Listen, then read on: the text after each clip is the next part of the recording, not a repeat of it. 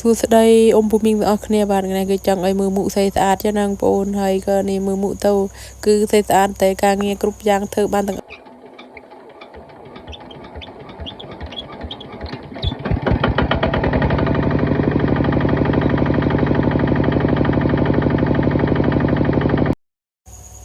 សង្ឃឹមថា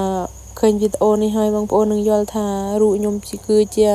មនុស្សស្រីបែបណាចឹងណាបងប្អូនហើយក៏នេះច្រូតស្រូវម្ដងហើយបងប្អូនតែក៏មកច្រូត30ម្ដងទៀតនេះក៏ដូចបងប្អូនបានឃើញដែរខ្ញុំនៅជាមួយម៉ែជាមួយកូនចឹងណាបងប្អូនហើយចាមីម៉ាយណាបងប្អូនហើយបងប្អូនសង្ឃឹមថាបងប្អូននឹងមិនរើសអើងទេណាបងប្អូនអរគុណច្រើនបងប្អូនដែលបានចុច like follow ខ្ញុំទាំងអស់គ្នាដែលសង្ឃឹមថាយើងនឹងដល់គោលដៅទាំងអស់គ្នាចឹងណាបងប្អូនហើយចំណែកខ្ញុំគឺជាអ្នកស្រែអ្នកចំការហើយក៏មិនមានអីដែលថាលុយឆាយដូចគេទេហើយបើនិយាយរឿងលុយវិញគឺខ្ញុំមិនមានទេបងប្អូននេះក៏មានតែរបស់ប៉ុណ្ណេះឯងនេះក៏មិនបានថាទៅថតអួតអីទេគ្រាន់តែគឺមនុស្សដែលដូចថាគេចំណូលខុសគ្នាចឹងណាបងប្អូនគឺខ្ញុំស្រឡាញ់គូយន្តខ្ញុំណាបងប្អូនអើយខ្ញុំអត់អុយគឺថាមានណាមានណាអីក្រៅពីខ្លួនឯងគឺអន់ចិត្តដែរណាបងប្អូនហើយនេះក៏ពីអ្នកកូនឯងក៏ច្រូតស្រូវច្រូតអីហើយក៏ឲ្យបងប្អូនមើល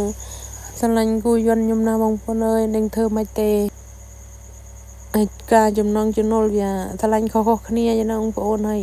និយាយរឿងគ្រឿងម៉ាស៊ីនគ្រឿងយន្តគ្រឿងអីគឺខ្ញុំចង់ដឹងណាបងប្អូនខ្ញុំចង់បើខ្ញុំក៏មិនថាត្រាក់ក៏មិនថាអុយខ្ញុំរៀនបើបងប្អូនអើយនេះក៏ចាប់ផ្ដើមល្វីណែហើយគួរយន្តខ្ញុំក្បាលវាកម្លាំង155នេះតឹងណាបងប្អូនអើយល្វីត្រឹមតែឆេះប៉ុន្តែធ្វើមិនការស្រឡាញ់បងប្អូនគឺត្រឹមបដូរធ្វើមិនឲ្យតែបានឆេះណាបងប្អូនគឺអានេះគេយកទៅដូរបានធូរក្រិនហើយនេះហើយក៏ការស្រឡាញ់ក៏ខុសគ្នាចឹងណាបងប្អូនហើយក៏គេឆ្ងល់ដែរគេថាមនុស្សស្រីតែហេតុអីបានទៅបោកយន្តបោកអីណាគេប្រើគឺមានណាប្រើទេបងប្អូនគឺការស្រឡាញ់បងប្អូនទៅបីតែបងប្អូនហាមខិតខ្ញុំប៉ុណ្ណាក៏ខ្ញុំនៅតែស្រឡាញ់បងប្អូនគឺខ្ញុំស្រឡាញ់ខ្ញុំចង់បើគឺខ្ញុំគឺអត់ដឹងថានិយាយថាម៉េចទេបងប្អូនគឺធ្វើតាមអ្វីដែលយើងស្រឡាញ់ហើយក៏អរគុណបងប្អូនដែលបានចុច follow like ឲ្យខ្ញុំអរគុណច្រើនទាំងអស់គ្នាសង្ឃឹមថាយើងនឹងដល់គោលដៅទាំងអស់គ្នាហើយក៏ដឹកស្រូវដឹកអីទៅផ្ទះនេះឯងបងប្អូនពីអ្នកកូនកំឡោះ